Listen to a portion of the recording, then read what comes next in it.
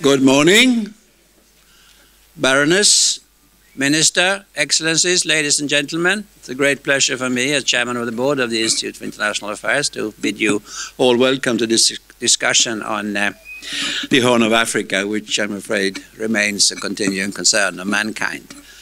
I will not speak any further, so I will leave the floor to Nathalie Besèr of the Institute, who will moderate this discussion. And the floor is yours, Nathalie, please. Thank you so much.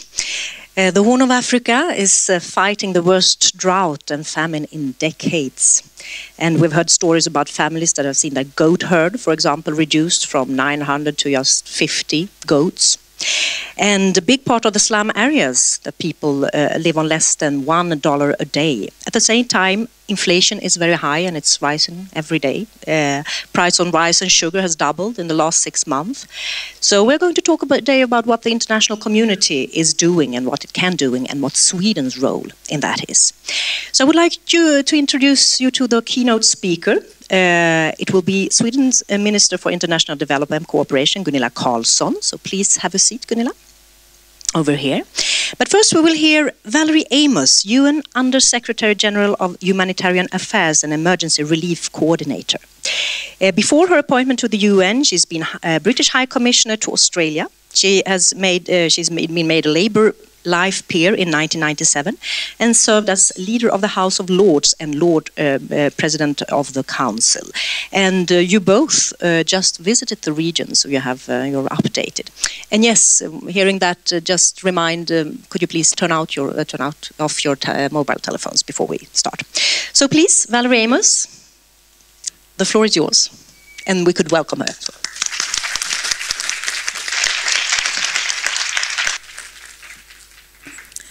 Thank you very much, and good morning, everyone. And I would like, if I may, to start by saying how delighted I am to be here in Sweden and to be here in Stockholm again, because the partnership and relationship between the United Nations, but particularly my organisation, OCHA, the Office for the Coordination of Humanitarian Affairs, and Sweden is very strong.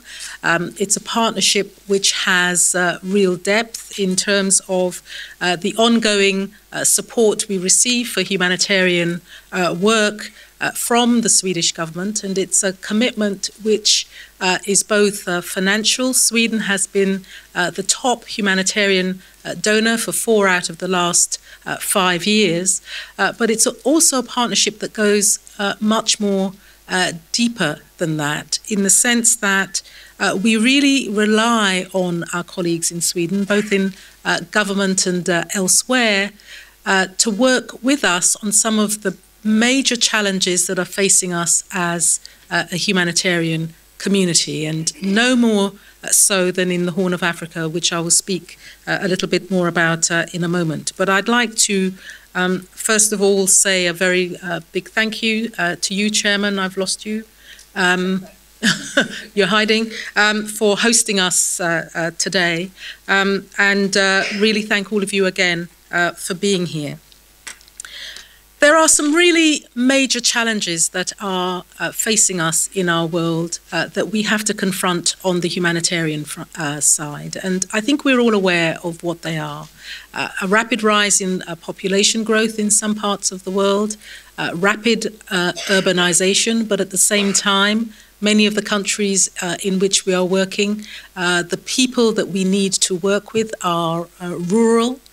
All of the issues around environmental degradation and climate change.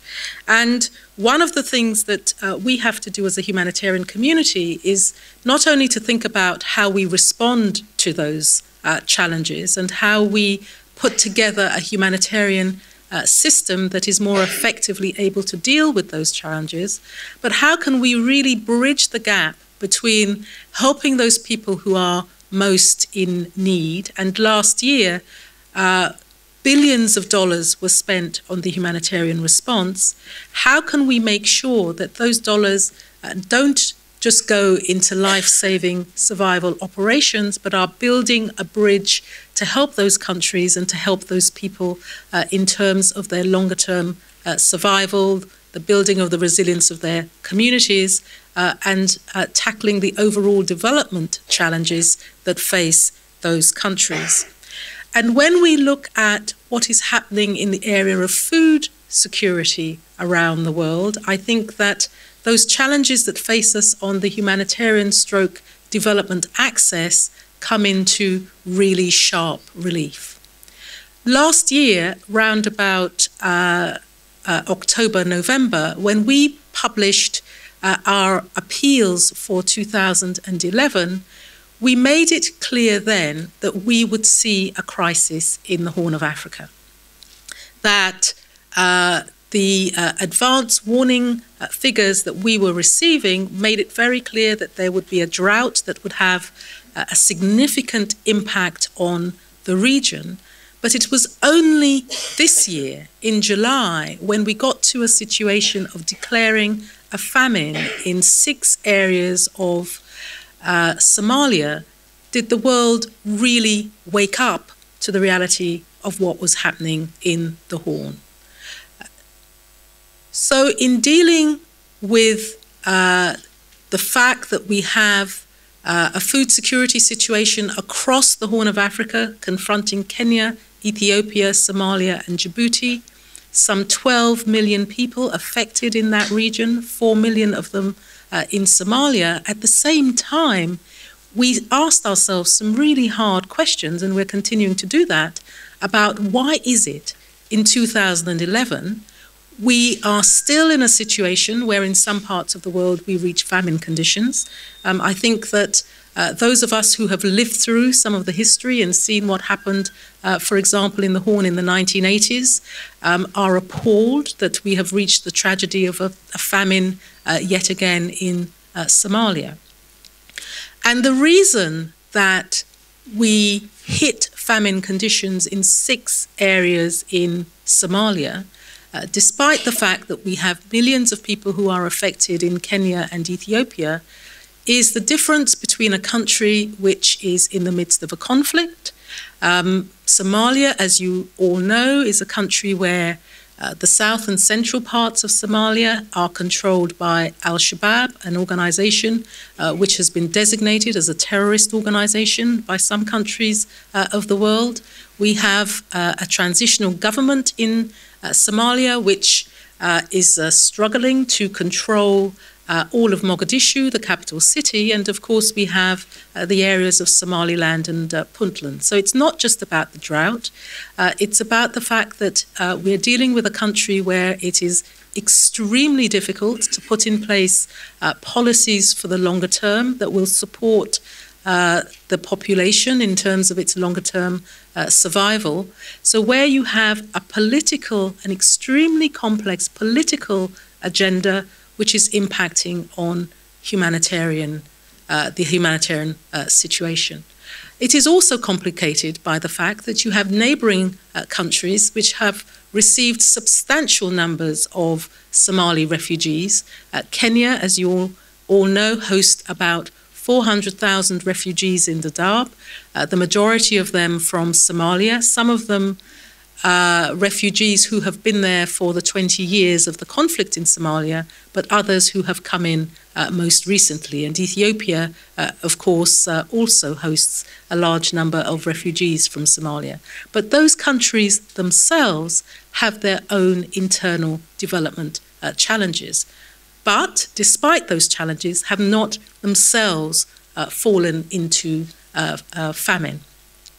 Why is that? The difference is the policy mix, and the fact that in Ethiopia and Kenya, we have, over a period of time, with support of partner governments, but also UN agencies and our NGO partners, been able to work in those countries on developing what we would call some longer-term development solutions to help to build resilience in those countries. And we can see the impact of that, even though some of it has been quite small scale, in the fact that those 2 countries have not fallen into famine. So what is the current situation?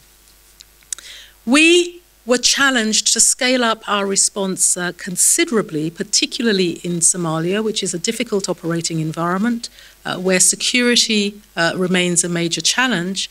where parts of the country remain inaccessible to some of our partners, but also where we saw an influx of a lot of new partners into the Horn of Africa, particularly Somalia, where countries like Turkey, the Gulf countries, have been very active in terms of delivering aid, where our Islamic NGO partners, particularly the Red Crescent societies from Qatar, Saudi Arabia, the UAE and elsewhere, have also been very active, and where they have challenged us as the traditional, if you like, humanitarian community, to think about ways in which we can build a much more inclusive global response, not just in Somalia, but also elsewhere. It has taken us, I think, some time to get our coordination efforts right. We have been much more successful recently. If you look at the figures in terms of the numbers of people we have been able to reach since in October and November, for example. In October, we reached 2.6 million people in Somalia with food aid, which is an improvement from the 2.2 million people we reached in September, and that represents 65% of the target that we're trying to reach. And that progress has also been matched by the improvement in the health situation on the ground, where at the end of October, we saw a 47% decrease in the numbers of measles cases in the south and central regions of Somalia. But the situation remains extremely fragile. There are still 4 million people in Somalia who need urgent life-saving relief, and 250,000 people, mainly in areas that we cannot reach, who are still in extreme danger. This is, of course, complicated by the fact that we now have Kenya and Ethiopia going into Somalia, becoming a part of the conflict in that country because they're seeking to try to defeat al-Shabaab. And that completely complicates life for us on the humanitarian side, because it's important that the principles which underpin our work in terms of independence, impartiality, and neutrality, that those remain at the core of what we do. But obviously, if some of our key partners in terms of the humanitarian effort then become joined in a conflict in Somalia, it really tests those values.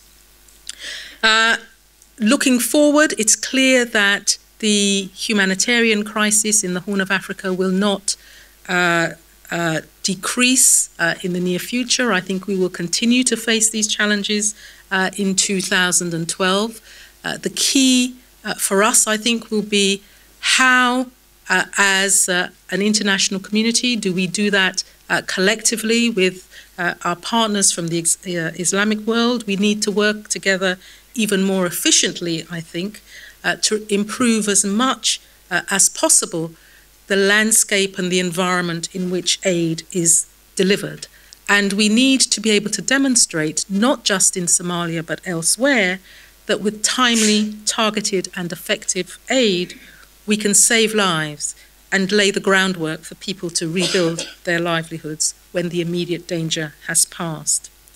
And that's why our work in terms of coordination is so important. Our job is really to try to do three things. To work with our partners to really be clear about what the particular needs are in any one country or region. To really make the case for the resources that we need to enable us to do our work, but also critically to make sure that the system and all those involved in the delivery of aid are working together as effectively and efficiently as possible to avoid duplication, to maximize value for money, and to make sure that we really are working with those who are in most desperate need. Coordination is not an easy sell, and I'm very grateful that Sweden is one of the countries that really appreciates and understands why coordination is so important.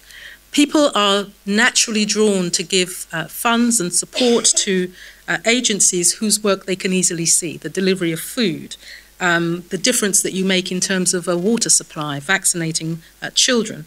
These, of course, are essential activities.